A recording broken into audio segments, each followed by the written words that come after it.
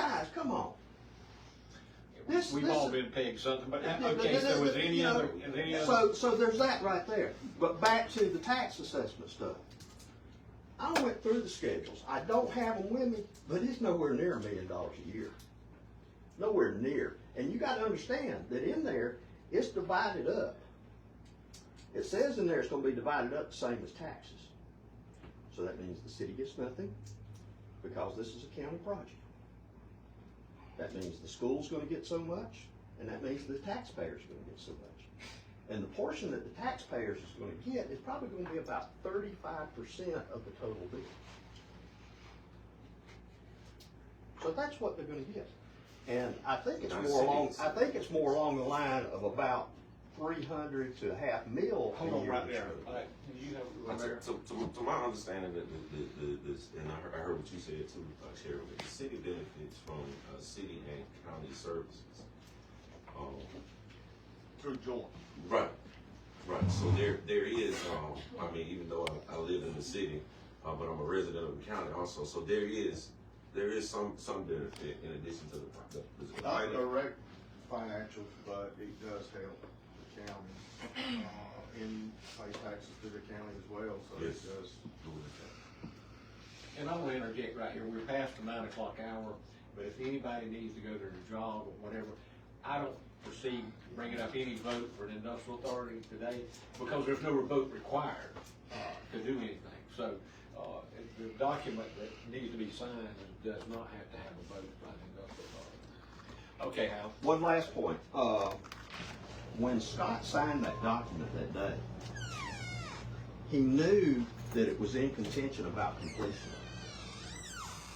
And in my view, his signature on that document that day says that I'm going against what the board says, and I'm sending this on through. Well, we don't know what was in his mind. We can't say Yeah, what so, was you or what he but didn't. I'm just saying that. If it's an incomplete document, why did your chairman at the time sign it and send it through? He might have been listening to attorney thing. We can't go into. So that's where that's my point on it, and that's all I have to say. Suzanne? Thank y'all for The letting me question speak. I have is, was NextEra chosen for the bid? Are they on the short list, and do they have a power purchase agreement? Because this is a question that we cannot seem to get answered. So given the status of negotiations with customers, I am not able to speak to any specifics about contracts. That's the agreement we have with our current customers. I'm not able to say. And when I am able to say, I will share that. So as a board, they're basically trying to approve a project that y'all don't even know if you have, or you're not willing to say that you actually have, It's not that I'm not willing, I'm not able. which is sleight of hand. A contract's a contract, Suzanne. A sleight of hand, though. Well, it does say that, the MOU was that prior to the closing, the company shall update and, not will, but might, but shall, the purchase agreement of any retail electric provider for sale to the company. Yes, before closing. So this is not really, I know what you're saying basically when everybody signs off on it, but everything is done by that point. Of course, yes. We're not gonna start construction without a commercial contract. Oh, I'm sorry. Good morning, everybody. My name is Luperia Harper, senior political science pre-law student at Savannah State University here. Originally graduated from Earn County High School, so I am a Sherman citizen. My question is, it seems to be the concern of the citizens, and it also was brought up, a big concern from the mayor saying he didn't want to run into any legal trouble. Is there a way that is there a way that there's public, access to like the contract or the MOU, because that's what kind of seems to be the big misunderstanding, that they're not able to read. So is there any type of documentation that the citizens can access to read, to get a better understanding for themselves? Because I think that's kind of a bit of the fundamental stages of the confusion from the citizens. So is there something that they can read so they can get a better understanding? Other than contacting the industrial board members, I don't know why we would, the board as a whole would distribute it to the citizen, but our OSO Star has a copy. Okay. They hadn't chose to publish it or anything. I don't know, Tony, you might want I think the documents that we're discussing there are subject to open records requests, Mm-hmm. So properly, drawn open records request will Right. result in a response. Right, and I Yes, think, yes, ma'am, that- yes, I think that will kind of help with, and this is me speaking, to the citizens here, that might help with a little bit of the confusion, making that open records request to get your own understanding, because it can seem like going back and forth and talking with these people, but maybe going and looking for yourself might bring a little bit of clarity to the situation, because y'all seem to be very concerned. So that was one of my biggest questions, and I definitely, I appreciate the concern of the mayor for having that legal concern as well, to looking into running into some things. So yeah, I think that might be the best thing to move forward with as a citizen that's truly concerned. Thank you, LaFleur. I raised you right. Anybody else? I'm Becky Cook. I just have one quick question for NextEra. I did notice when I read through the application that you submitted that there is plans for another set of batteries over on County Road 64, which is Pansy Road and Bethlehem Church Road. Is that actually planned? Because I live over that way and I know exactly where that is. And it's between two substations. So is there another project in the works in that part of the county? Is there another set of batteries going Are in? you referring to our Amber Solar? I am. So there was batteries on Pansy Road? It's County Road 64 and Bethlehem Church Road. Let me see.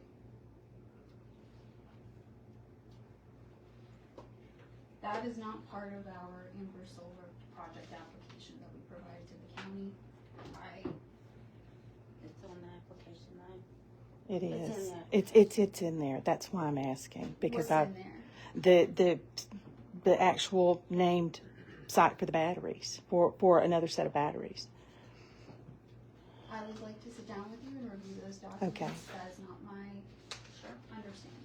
Okay. Okay, any questions, particular, I got a question too, I know on the, responsibility on the MOU, the fire protection and specialized equipment really was not a concern before the battery, part was put in after, so to speak, I mean, it was later on in the process, you know, at one time it was 270 million just solar panels. Now we've got battery, that's gonna be in there. And from what I understand and what I've read, you can help me with this, is that it's gonna take a specialized fire department to be able to address the fire at batteries. And they do catch on fire. I mean, not often, but they do. So who is gonna be responsible for the fire protection? So I have met with, the county's emergency response, director. Brandon, thank you. And I've met with the fire chief. We sat down, we discussed the solar project, we discussed the battery. Safety is our utmost priority. We've had kind of general conversations with the fire department about what happens in, you know, an out of normal event, and we would want the fire department to be fully equipped to mitigate any kind of thermal event. Generally speaking, the direction for fire departments in situations like these is to maintain a perimeter around the facility, prevent spread of any kind of incident, and just maintain, you know, we prioritize safety, human lives over property. And that would be a cost to the county, correct? No. Oh, so you're gonna provide that? If there is any additional equipment necessary to ensure the safe operation and emergency response, we will work with the fire department to assess those needs and will assist. I can't guarantee that we. So you won't work with, you will pay? We don't believe currently that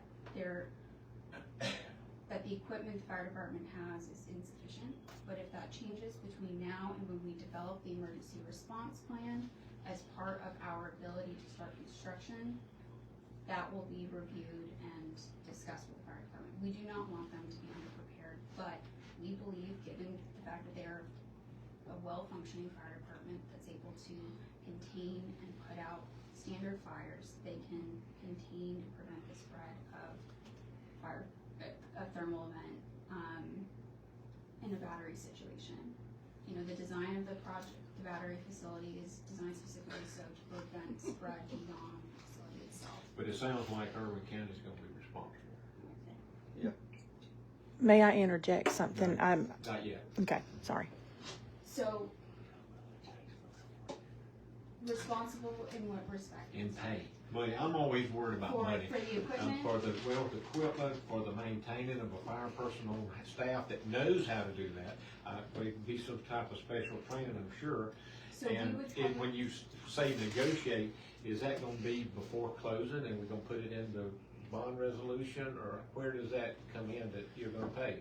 Before we start construction, we provide a robust emergency response plan that deals with tornadoes, plagues, fires, wildfires, you know, all sorts of emergency situations. So who pays? That's what I'm We asking. pay for the training.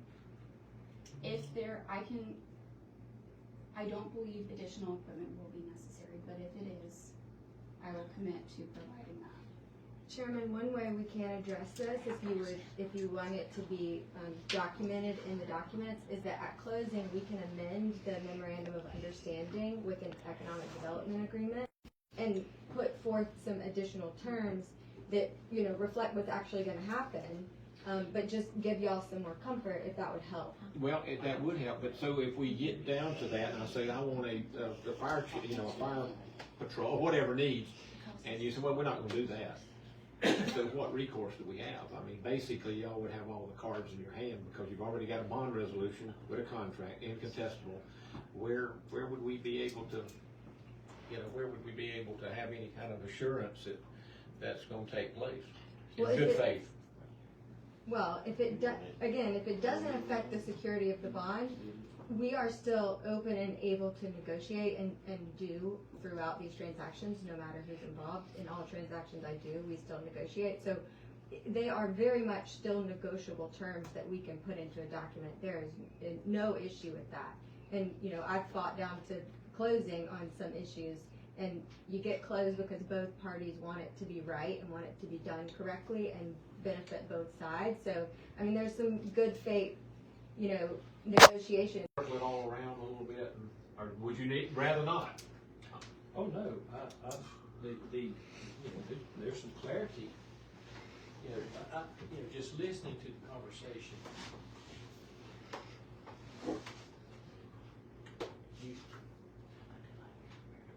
It's like, we have a process that's been voted that's on a track, and in my opinion, it has to advance. What's In your considered, opinion, what? it has to advance.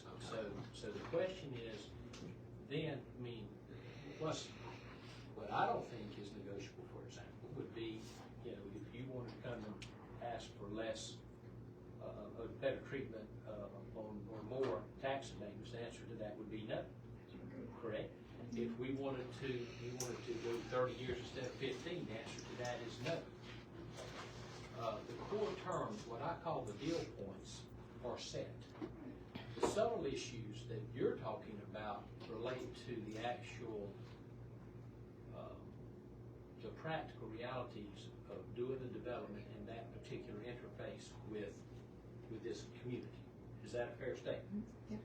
Are there, and I want to, are there, other than, because you take, here's the deal, if you're wrong on your assessment and we don't have adequate fire and your entire place burns up, you got insurance, that's your problem. You have no recourse against us, and if it gets out, hurts somebody else or their property, you have that liability, not us. Okay? So, to the extent that there is you take a chemical plant, to the extent there's a increased risk associated with certain aspects of that, I would expect that y'all would be in your best interest to evaluate that and be sure that we were all ready to handle that. I would expect, to the chairman's point, that that'd be something you want to put money in. That's a different form of insurance policy. But those kinds of terms can be, that kind of nuance can be addressed. But, is there a hope, because of the question I think that maybe the chairman had was, can we do some more wholesale? the chairman of the county commission, where are the boundaries, is what I'm trying to say. Where's the non-negotiable end and where does the potential negotiable begin? So it actually works for y'all's benefit mostly, and this is a true public finance rule, but if you make the deal worse for the purchaser of the bond, and in a real situation, that's gonna look different than if it's next year or in a true financing situation, but we can't do anything to the documents that mean that the deal is worse for the security of the parties involved. So we couldn't lower the amount that y'all are gonna get each year unless there was some offset that raised it and made that equal sum change. Like the terms that benefit the county and the community and the pilot payments, and those things can't get worse for people involved in the deal. They could in theory get worse for NextEra if NextEra was willing to increase any amount or sort of increase its roles and responsibilities, or just paper the roles and responsibilities, because I think the fire one is, we can paper it here, but I think that that's a responsibility that exists sort of outside of the IDA's role, but there's absolutely no problem with papering those things, especially if it brings y'all comfort. Right, so it can either be part of this, or Carl and I can sit down with Brandon, the fire chief, and come to an agreement, because to Tony's point, it's in NextEra's best interest that everyone is safe and that you are prepared for, an unfortunate circumstance. It's not in our best interest to leave you high and dry. So, Carl, I don't know if you want to sit down and have that conversation separately, or if we want to wrap it into this at a later date as we negotiate those exhibits. But, we have time to figure this out. I don't want you to feel that by moving forward with this, it means that you're exposed to fire department risk. Would you kind of give your thoughts maybe on the discussion or not? Either way. Well, there seem to be a lot of moving parts here that are causing a lot of consternation among citizens in the county. There seem to be a lot of different opinions on the board, pushing, not pushing, wanting to. I would caution moving forward too fast. I mean, obviously, there's a lot of things that have been reviewed. It doesn't sound like the county audit folks have looked at the financial side of this at all. I know there's one county in South Georgia that the GBI is investigating members of their Economic Development Authority right now because of some solar issues. I'm not going to name the county right now because GBI is involved, but it looks like there might have even been some personal financial issues involved in their decision making, which GBI has got a whole audit team that's very good at forensic auditing for things like that. Who owned what property, whose cousin owned it, was there any type of close connection, those sorts of things. So I would probably at least, the taxing authority should at least take a look and balance out the numbers. I know in one county I worked with, it turned out it was a zero-sum game when the dust settled with one deal. The county ended up not making much at all on the deal. It may have been bad negotiating on the county's fault. Who knows? On the county's fault. It was long before our time got involved. It was like 7 or 8 years ago. But I would at least do the due diligence and let the county taxing authority, who's responsible for collecting money for the county, at least take a look at it. What's the harm? They're the lawyers are not CPAs. I got you. And I am not going to tell you how much money you're going to make off this. I've got a math degree, and I'm not going to tell you how much you're going to make on it. I'm sure the other attorneys in the room at best have math degrees. There might be a CPA in the room as an attorney, but I wouldn't, I'm a chemical engineer, but I wouldn't tell you chemical engineer. I'm a lawyer now. That's why the CPAs are there. And you have taxing authorities here who are CPAs. Well, my problem is I don't understand the bond, the whole process. I have looked at it, and I've studied it, I've done my due diligence, and I don't understand it. And that probably is part of the problem of my problem, that I can't understand, because I've never done one. Once I've done this, then I'll understand the process. Tony's been very helpful. NextEra has been helpful. I think, though, on my view, I would like to have the NextEra folks. We could do a Zoom. They've never requested, other than at the last minute, I think, last couple of days, that could the NextEra attorneys come? And I said, well, yeah, anybody's welcome. Anybody can come.